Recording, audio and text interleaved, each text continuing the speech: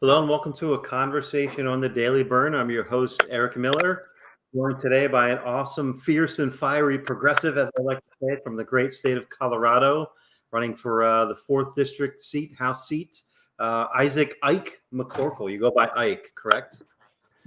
Yeah, I go by Ike. I was always kind of went by Ike amongst my buddies in the Marines, and then I retired and went by Isaac for about a year. And then when I started re-engaging in politics and saw that I was going to have to serve the country again, I switched back to Ike. So Right on, it's right kind of on. my namesake. I kind of think that policy-wise, we're roughly in the same place that Eisenhower was in. My namesake, Dwight D. Eisenhower was known by Ike. We like Ike, and so I kind of adopted that since Ike was my nickname. It just made sense. And policy-wise, Right, yesterday's Eisenhower Republican is today's progressive. So I think right that on. we need to be reminded of that we're all Americans, not independents, Democrats, or Republicans, and we need to start, treating each other that way again with dignity and respect and acceptance for diverse views. Right on. Yeah, I love that. I do actually want to hit on the veteran component and tie it to Ike, of course. But let me ask a little bit about you, your background. I want to get into your policy, how terrible the incumbent is, I'm going to start off the bat. So you won the primary. So this is the general election. November 3rd is the election. And it's ike4co.com is your website, right? And we'll talk about all that. But a little bit about your background. So you mentioned that you're a veteran. What role did you serve? And I don't want to. I guess I kind of have to ask you a bit directly, but I understand you have a combat injury. Maybe you want to mention that. Tell me about your background in the services. Yeah, for sure. And sometimes you'll hear my voice crack, and that's because I'm just working with one good vocal cord. One of them was paralyzed and some neck injuries that I had related to a Humvee rollover. I went down an embankment in 2005, and I was in the turret on the gun, and so landed on my head, was knocked out. That up armored turret though saved my life, and it was installed the night before that operation. So that's kind of makes you wonder. But yeah, wow. So I do have a few combat injuries, and I did join the Marines when I was 17. But I also come from a family of service. My granddad was a World War II veteran, West Point officer. On the other side, I had an Army Air Corps officer as a granddad, Papa. And so long line of service. Uncle Dan was a Marine and a Green Beret. And Uncle Jack was a Marine. Sorry. Uncle Jack was a Marine. Uncle Dan a Green Beret. But, long story short, I grew up around service and around folks who taught us that integrity was our greatest virtue. And that's fundamentally the foundation of representative government is trust and competence. And when government doesn't tell you the truth, you can't have trust and confidence in that government to serve the needs, the will, or the interests of the people instead of those of their shareholders or those of their interest groups that hold more sway over our government than the will of the people. We have a non-responsive legislature. And that's another thing that's directly tied to military service because, Dwight D. Eisenhower warned us when he left office of the dangerous potentials of the Congressional military industrial complex to corrupt the motivation of the legislature to serve the will and the interests of the people first. And, he was talking about our own fossil fuel corporation, our industry, our own arms industries' ability to influence the legislature, unduly influence the legislature, and then involve us in protracted wars, which we've been involved in for 60 odd years now, and that aren't expanding liberty or democracy or equity. But Eisenhower was talking about corruption. He was talking about the financial corruption of the motivation of our legislatures to serve the will and interest of the people, and even the security of our nation. It's all been compromised, the rule of law, the Constitution, by undue influence in our government. And that's why it's so important that we get money and corruptive influence of any type out of our government. Right on. Yeah, here, brother. And thank you for your service, and thanks to all your lineage for their service. Always deserves recognition. You talking about money out of politics. If I hadn't mentioned it, you do not take any corporate PAC money, which is almost a precursor for me to talking to anybody on my program. So that's a great thing. And let's what specifically. So you served your country in the Marines, and what specifically motivated you to run for elected office? What animated you? Yeah, well, in the middle of my service, I made it up to the rank of gunnery sergeant in the enlisted ranks, 12 years of service enlisted, and got selected for the officer program. So I was a force reconnaissance Marine in the infantry the whole time, but I got selected for a commissioning program. And so finished my college degree in the middle of my service at CU Boulder.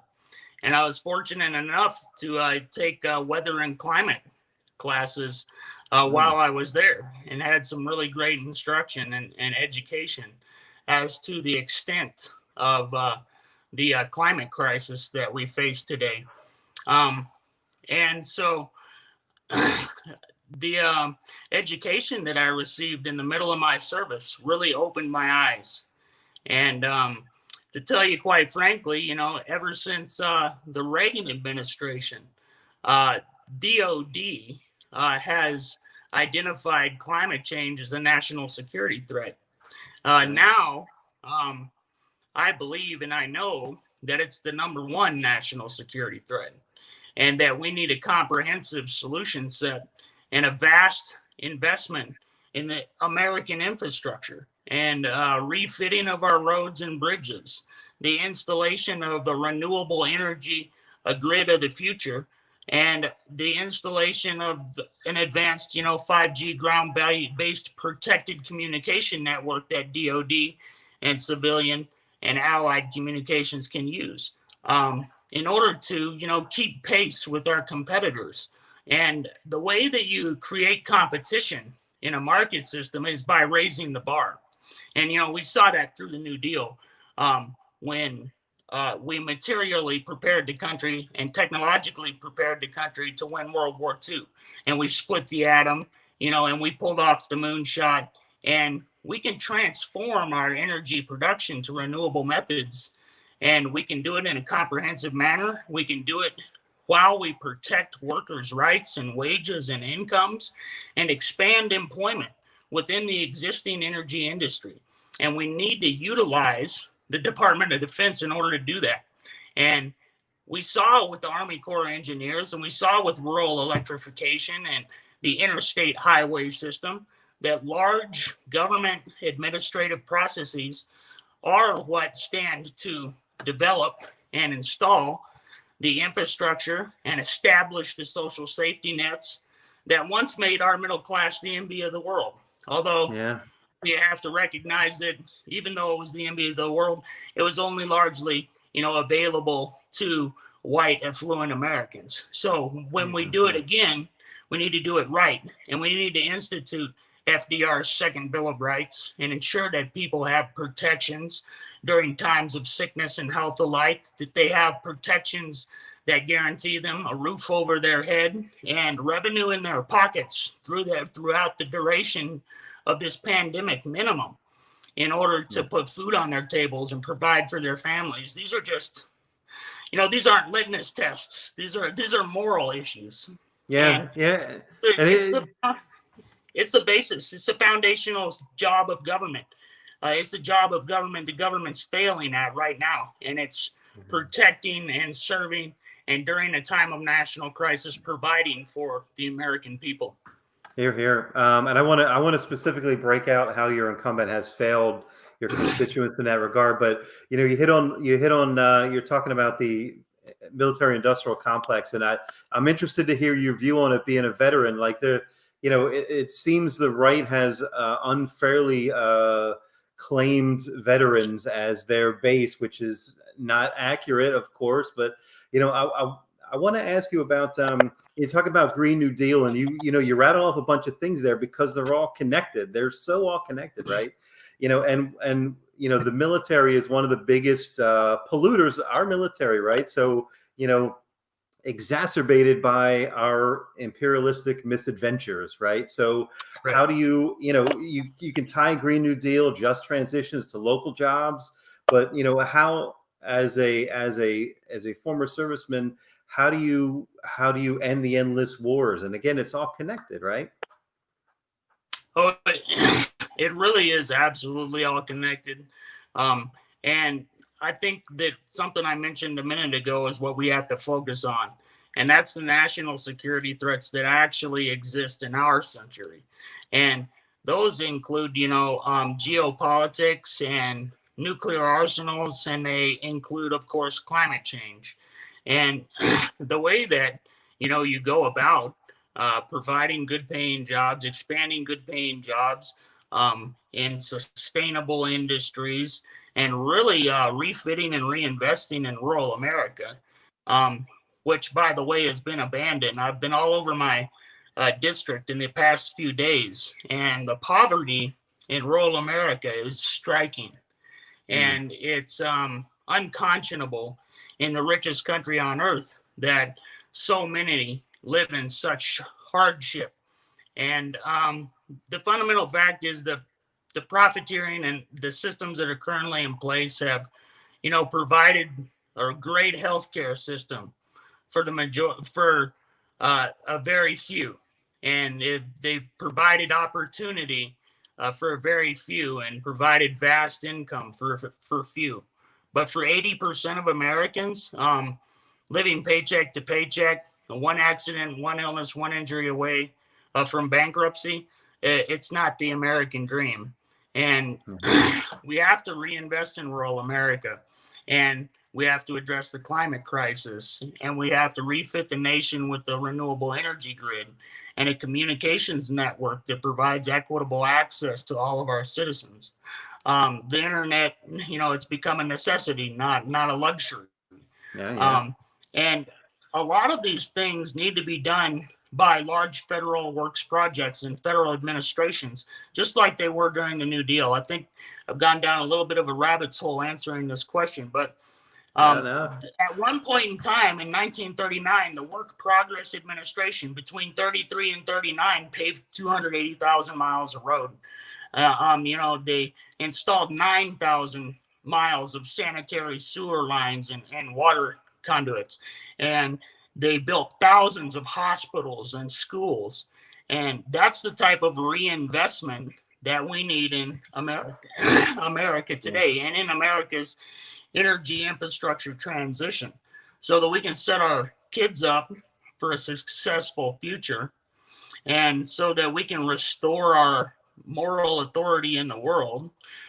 We have to start right here at home by refitting and transitioning and setting the example and providing for our people in the richest nation on earth, and in what should be a representative democracy. So, right on. It's my firm belief that we have to put workers' rights above corporate profits, and that multinational corporations have to pay their fair share into the investment in the infrastructure and social safety nets that made this country great at one time. And we can make America great again, and we can do it by investing in America's poor and in America's middle class. And and thankfully, investing in America's poor and in America's middle class with a uniform basic income is the single greatest potential economic stimulus that exists, period. The spending power of America's poor and America's middle class, because you put that money in their pockets, they put it right back into the emerging markets that exist now during this COVID crisis. And that's what we need to be investing in. Those markets that are being successful, there are those energy industries that are transitioning, and in those social safety nets that people need. People need access to healthcare during this national crisis. That's Of a course. moral issue. Of course, yeah, Yeah. politically right and morally right. And I want to dig into a few of those things. You're singing all the greatest hits, Ike. You know, everything you're saying is spot on for progressives. I want to look a little bit at your district, right? So it's Colorado 4, Eastern Plains. It's sort of the eastern side of Colorado. You know, east of Pueblo, Colorado Springs. It's an R13 district. I guess historically the incumbent's a Republican, and we'll talk about him for a second. But I like to give people an opportunity to brag on your district a little bit. Tell me about Colorado 4. What what do you love Yeah. about it? I mean, it's a beautiful district. It's a vast district, one of the largest in our state. You know, it has vast resources, um, and just abundant beauty. And you know, the people there are what really make it great. You know, they're your hardworking farmers, your ranchers, and your energy industry workers, and your meat packing plant workers. A whole lot of our essential, you know, um, critical personnel exist right in CD4. Those people that produce our food, and when you go across CD4 and you talk to the farmers and the ranchers, you can recognize that rural America has been left behind for decades. And so while CD4 is vast and beautiful, right now it's experiencing really a couple decades of economic hardship. A lot of voters in Congressional District 4 in 2008, roughly 60,000 of the 200,000 independents in CD4, voted for Obama. And then in 16, they voted for Trump. And that's because rural reinvestment never really happened. And the reason it never really happened is because of corruption in the legislature. The reason it didn't happen, and the reason rural Colorado doesn't have rural broadband that was promised and was incentivized, is because of corruption. It's because it's not profitable to install those systems. It's not profitable. However, you know, we understand that in some cases it's not profitable, and that's why we need large federal administrations to go ahead and set the bar higher and force private industry, private technology, and communications companies to compete at a higher bar and get those communications networks that are vital to people's ability to work and be educated installed in those rural communities. And, you know, that's how I think we can start revitalizing rural America, and addressing the economic crisis and addressing the environmental crisis all at the same time. And Yeah, of I heard course, you. Sorry to interrupt on the environmental thing. I heard you in another interview talking about the benefits of wind over fracking. I guess there's quite a footprint of fracking in your district, which obviously, if we're yeah, moving towards a Green New Deal, you would just, you know, you would have a just transition away from fracking to renewables like wind. Can you talk about that right. specifically in your districts? What are the benefits? Yeah, absolutely. So about 90% of the fracking that takes place in Congressional District 4 takes place up in Weld County, the Greeley area. And it's because that's where the resource is, the shale oil is, or the shale rock is, that, you know, that is fractured under high pressure and chemical water that then releases the hydrocarbons. And that's how, you know, oil is recovered by the actual hydraulic fracturing of rock under the earth. It releases a lot of things, not just the oil, radioactive elements, radon, things like that as well.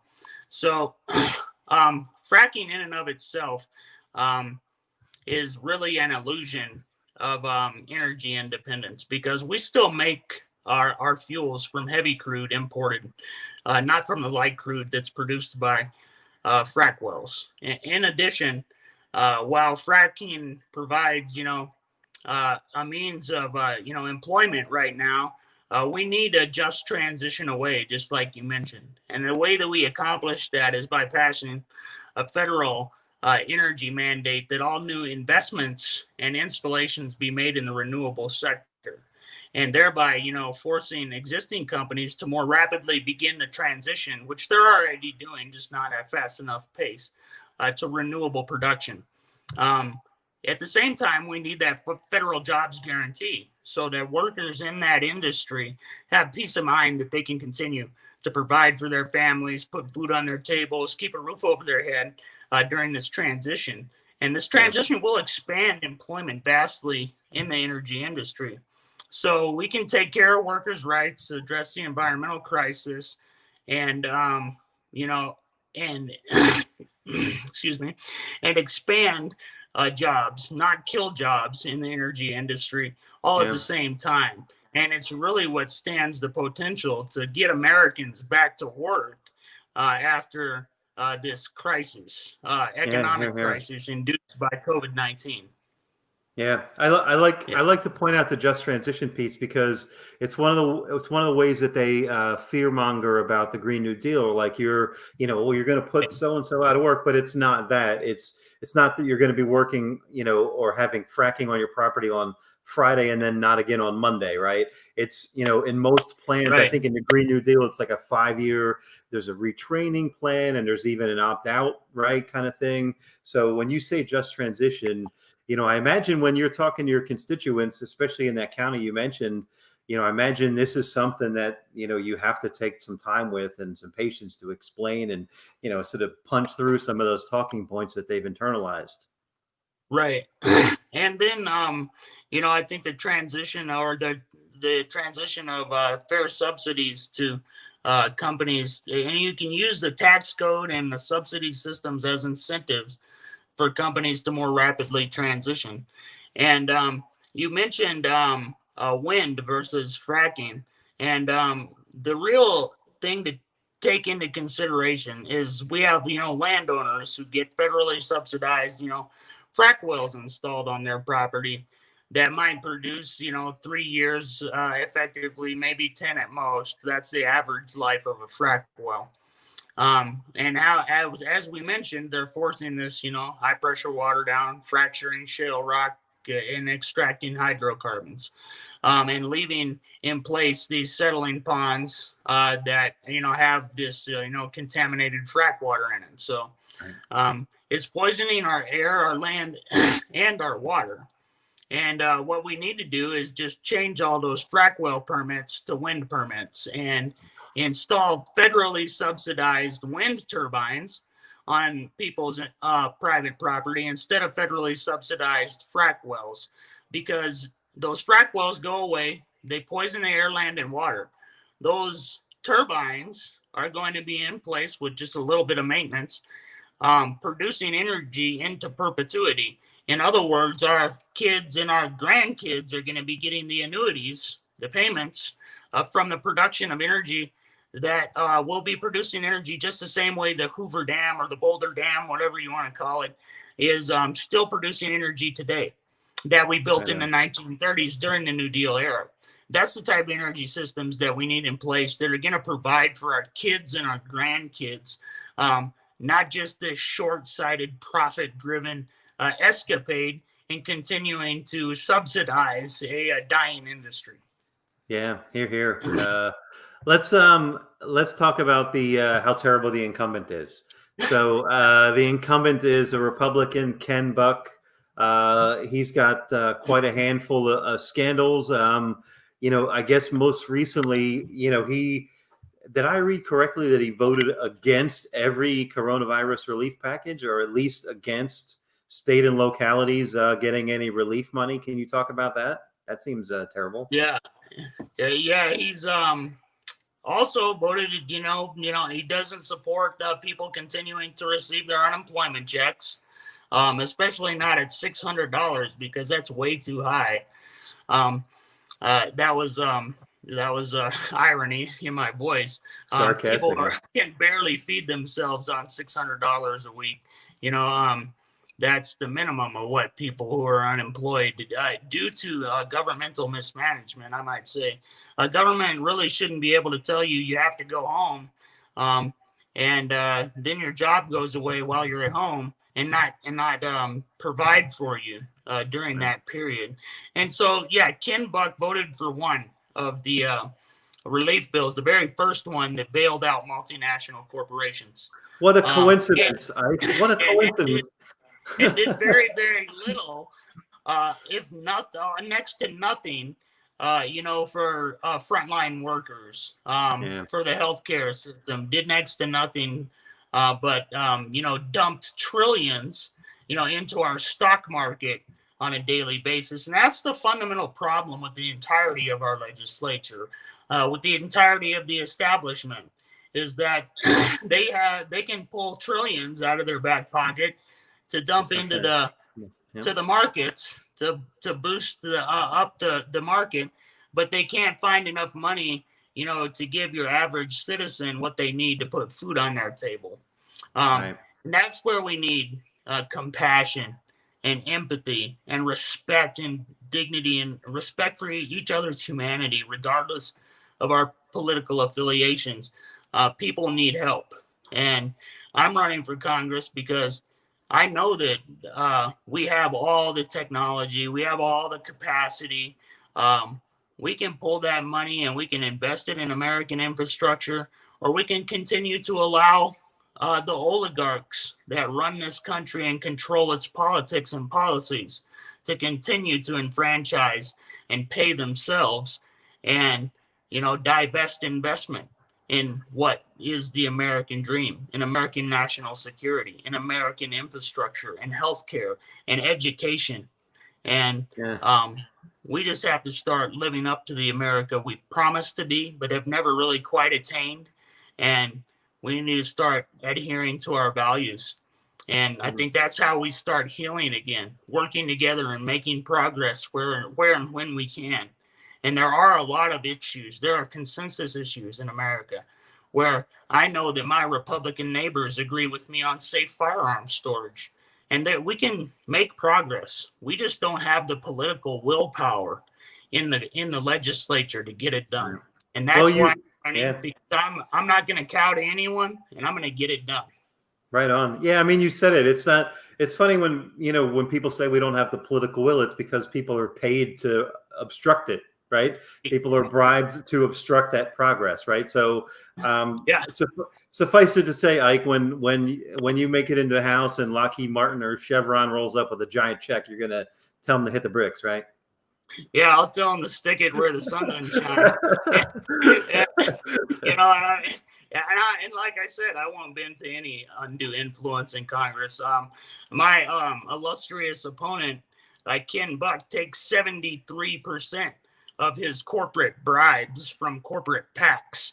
And, since Citizens United passed, that's not just corporate money. And that's not just arms industry money flowing into the pockets of our paid for pawn politicians like Ken Buck. It's international corporate oligarchical funds. Foreign entities and foreign governments are pouring money into our politics right now, bribing our politicians. And that's why you have, a Russian oligarch owned aluminum plant being built in Kentucky. And we have a completely non-functional legislature, because we got a bunch of paid for pawns in office that accept bribes and serve the interests of their shareholders instead of the American people. Yeah, absolutely. Let me just ask one more, just to get the story out there. So Ken Buck also has a voter fraud scandal. Again, at the top of the Republican Party, they were screaming voter fraud nonstop. And, talk about that. Tell that story, if you will. Yeah, I'll do it to the best of my ability. The facts are just this, that Ken Buck is a bully and he accepts bribes and he's willing to vote, toe the line for his corporate minders.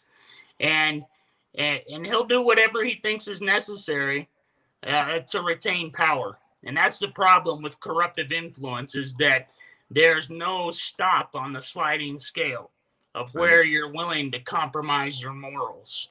And Ken Buck's compromised his morals in so many ways, and has had numerous ethics violations against him. And this time, he's being investigated by the Secretary of State and by the state AG for potential, attempted manipulation of vote tallies.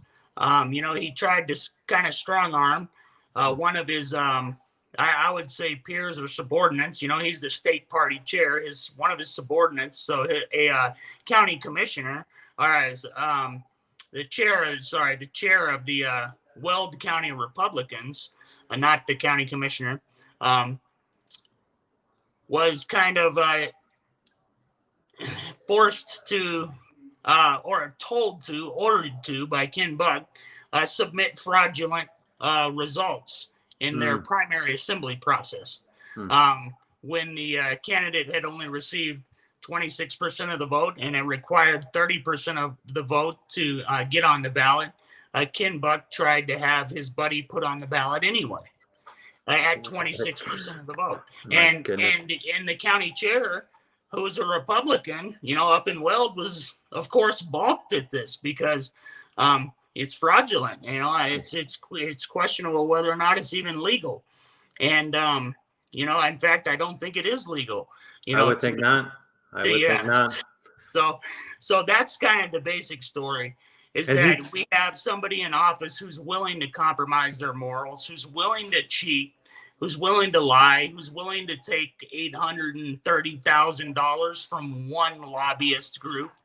And that's why he votes the way he does. And that's why rural Colorado and the eastern 22 counties have largely been abandoned because he voted against federal grants for rural water infrastructure improvements, things like this that just don't have any justifiable motivation, except that, his fossil fuel funders wanted him to vote that way. And so he did. Yeah. So, and he's caught on tape for that. So go look it up. It's not a hearsay thing. It's red-handed thing. It's insane. Yeah.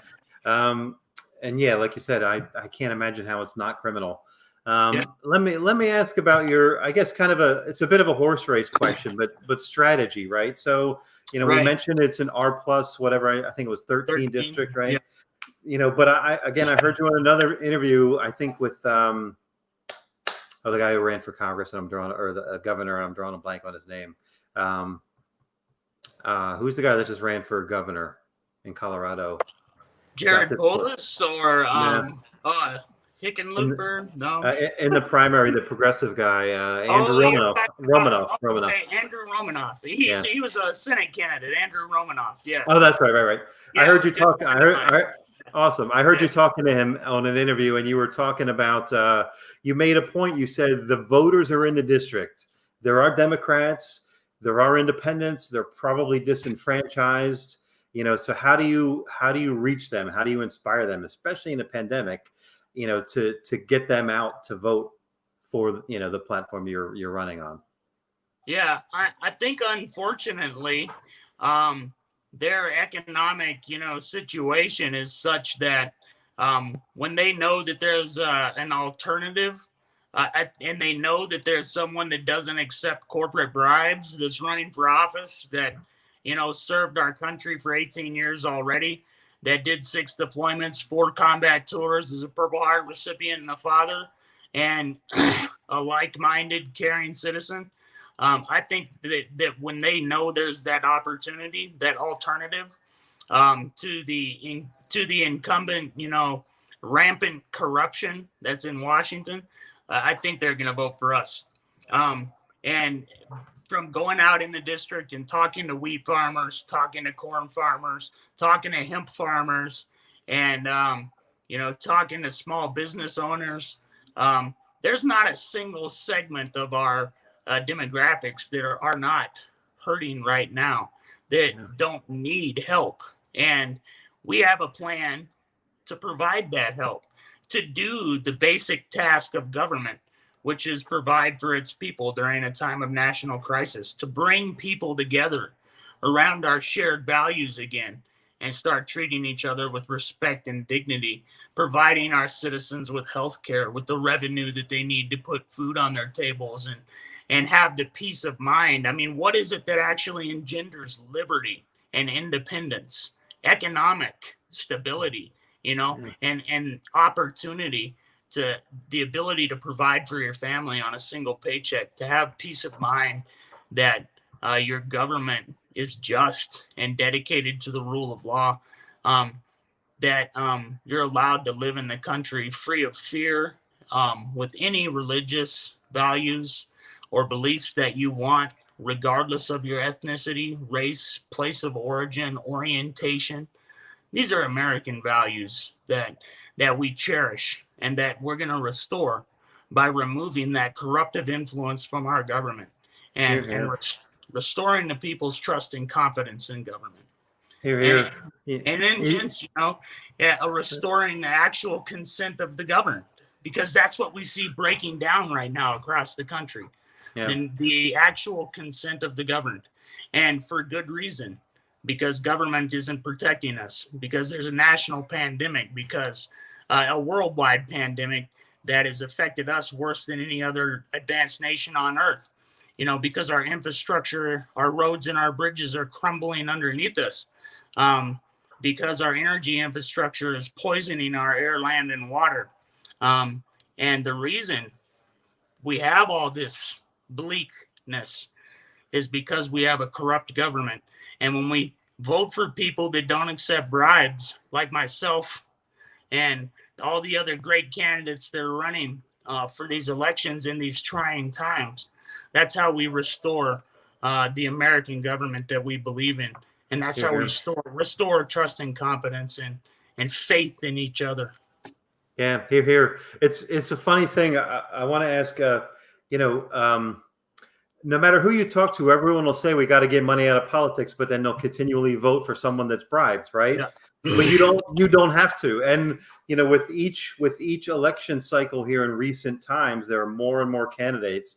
I didn't look at the history, but I'm willing to wager Ken Buck hasn't had a serious Democratic challenger in years, right? But now we have one who's unbought, right? If anyone thinks Ike is going to get in office and then suddenly start working for Chevron, you're an idiot, right? Like he's, this is a representative of the people, and you see his passion, right? And when you're talking about freedom, in Bernie's 2020 campaign, one of the ways that he was framing Medicare for all was, freedom of medical debt. Like you have, Medicare for all is freedom of choice. Not everyone's in a network, a doctor. You can go to any doctor, all doctors, because we have one single payer system, right? That is freedom, right? And you can have hospitals in rural areas. I suspect your district has issues with rural hospitals being for profit. Maybe there are closures. Is that something? Yeah, I was down in La Junta actually just yesterday. Stopped at a small business, a medical marijuana shop, because I stop at all the shops and touch base with the business owners when I'm in town.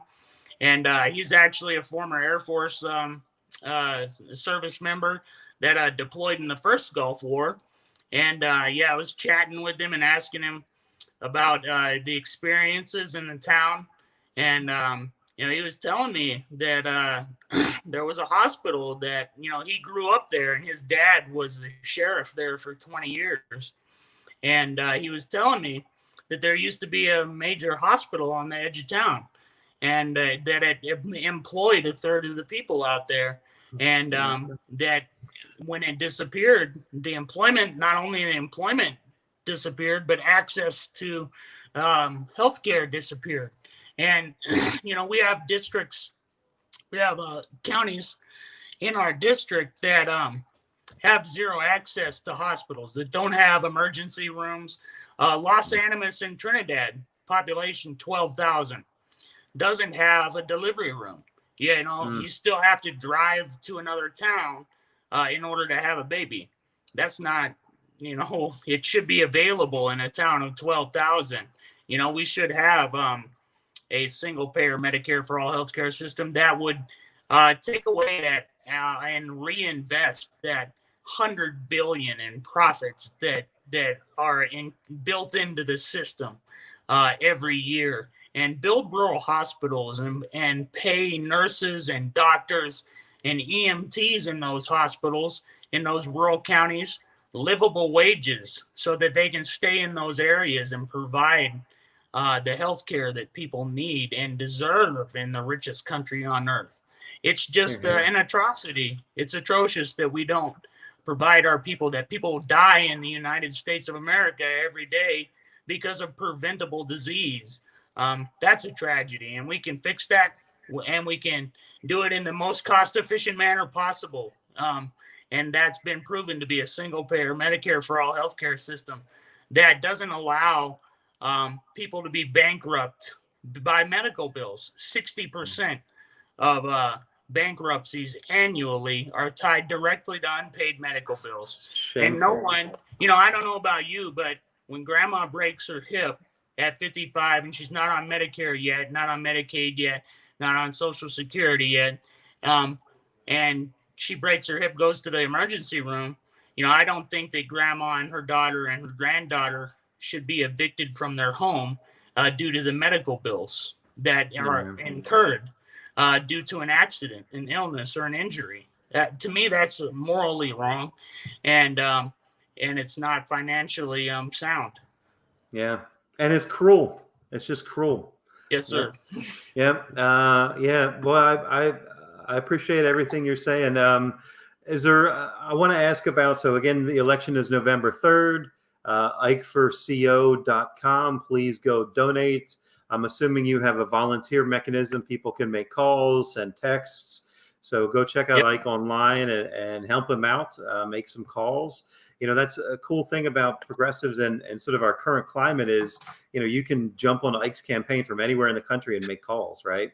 And especially, I keep saying this on these episodes, but it's true. We had Bernie in the race, and that sucked when he suspended his campaign. We had races like Charles Booker. We were this close. We could have gotten Mitch McConnell out of there, right? So if you're gutted over races like that, like we are, there are other races. Like Ike can use our energy. He can use our $27. He can use our efforts. So, there are races that can be won. So is there any chance, have you engaged the incumbent for a debate? Is that in the works? Yeah, it's actually in the works now. We have been contacting him for months and getting no response. So I finally just decided, heck with it. I saw one of his congressional events pop up. It was a rural agriculture event. And so me and a couple of the campaign staff hopped in the Suburban, and we cruised down there and just showed up unannounced. Oh, wow. And walked in, and it was really good, though. It was cordial. We shook hands, we sat down, and we talked the issues, and we talked about water, and we talked about rural water infrastructure. And for a few minutes, he started talking about the radical left and socialism. And at that point, it was really good for us because I made a pretty strong point that I've already stated on this show twice already, I think. But he was saying the radical left and radical socialists and all this. And, I just made the point. We're not radical left. You're not the radical right. We're not independents or Democrats or Republicans. We're all United States Americans. And we need to start working together to make progress again. And leaders bring people together. They don't divide people up. And, the room was real quiet, but, and we continued the conversation, but, I had the county commissioners, all Republicans down there, listening. When I was talking about how you create competition and how you get rural infrastructure installed and how we get water to the drought-stricken Southeast Colorado. We have plans to do the work and to make the deliberative process of government function again. Right on. Well, I love that story. How great that you just showed up, and yeah, of course you'd be cordial, but man, that's exactly who we want. We want guys like Ike representing us. So Yeah, again, it's November 3rd is the general election. IkeForCO.com. Go throw him some money, throw him some time, get behind him, share this video, share his posts, right? All that stuff matters. If you know anybody in CO4, I know a friend in that district. I already reached out to him. So, let's get Ike elected. It's a bit of an uphill battle, but it's a winnable one. You're right on policy. You're right on not taking the bribes, right? It's just getting the message out. So it's doable. Every dollar counts. Every dollar helps me, hire another staff member, and it helps us make, 10 more calls or get out 3 or 4 more yard signs. So if you can pitch in, hop on IkeForCO.com. That's IKE, the number 4, CO.com. And make a generous contribution. And I can't thank you guys enough for having me on tonight. I really want to tell you all how much respect I have for you. Participating in the political process isn't easy nowadays. And the only way we're going to bring sanity and compassion back to our government and empathy for each other, though, is by doing just what Eric said. And that's taking one seat at a time, seat after seat. And then we do the hard work and get that legislative conditions set so that we can address the environmental crisis and build a better tomorrow, a better future for our children with a legitimate democracy and a sustainable environment. Right on. I like Ike. Awesome. Let's do it. I'd love to have you back on before November if we can squeeze it in, maybe get a little death blow in there after the debate or whatever. But good luck on the campaign trail. Stay safe. It's been a real and thank you for your service, and thank you for running. Thank you for being unbought and principled. What an example. Let's work to get you elected, and we'll take it from there. So awesome, Ike. Thank you for everything. I hope to talk to you again soon. Awesome. Thanks. Solidarity. Keep up the fight. Right on, brother.